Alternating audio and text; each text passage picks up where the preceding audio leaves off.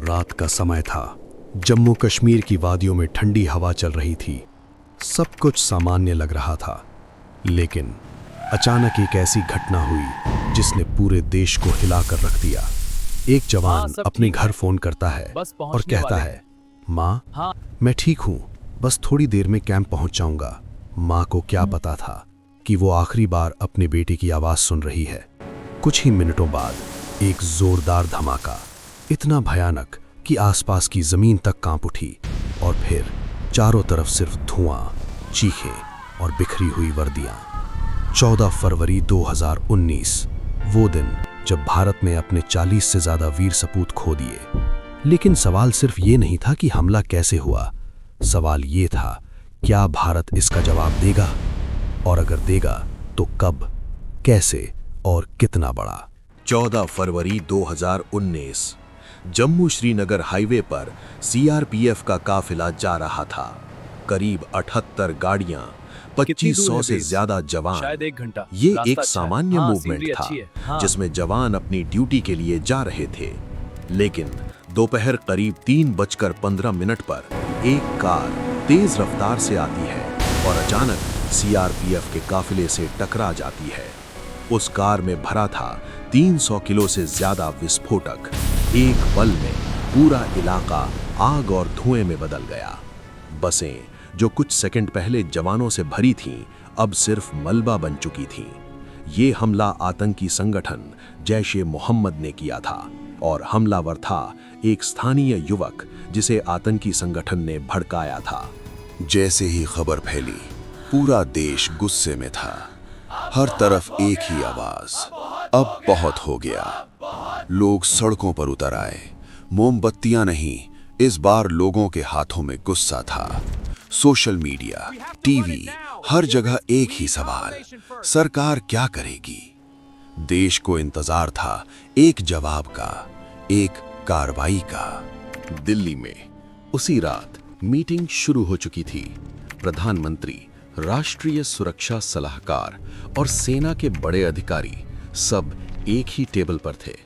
ये कोई साधारण मीटिंग नहीं थी, ये फैसला होने वाला था, भारत अब क्या करेगा।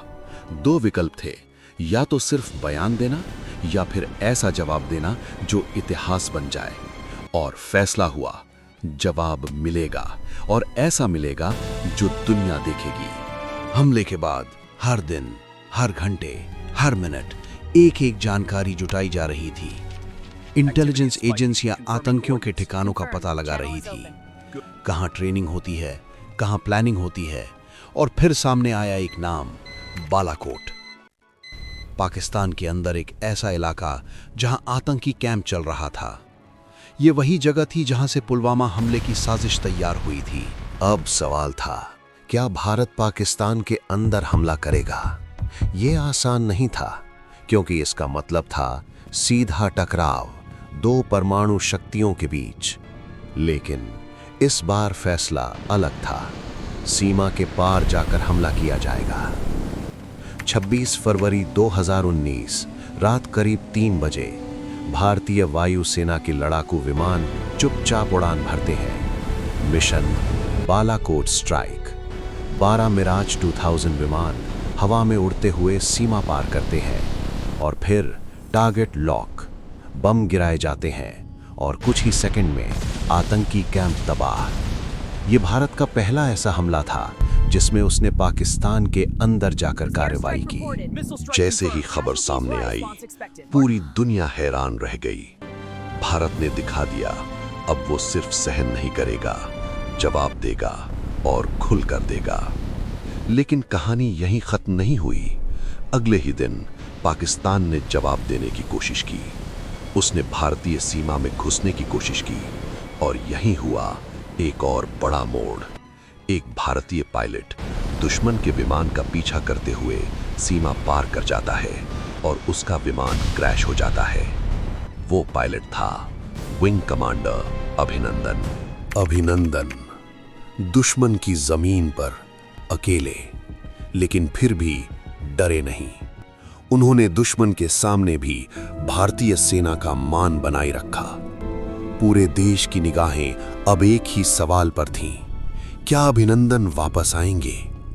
भारत ने साफ संदेश दिया, अगर हमारे पायलट को कुछ हुआ तो अंजाम गंभीर होगा। दुनिया के बड़े देश भी अब शामिल हो चुके थे। दबाव बढ़ता गया और आखिरकार पाकिस्तान को झुकना पड़ा। पुलवामा हमला सिर्फ एक आतंकी हमला नहीं था, ये एक परीक्षा थी भारत की, उसकी नीति की, उसकी ताकत की।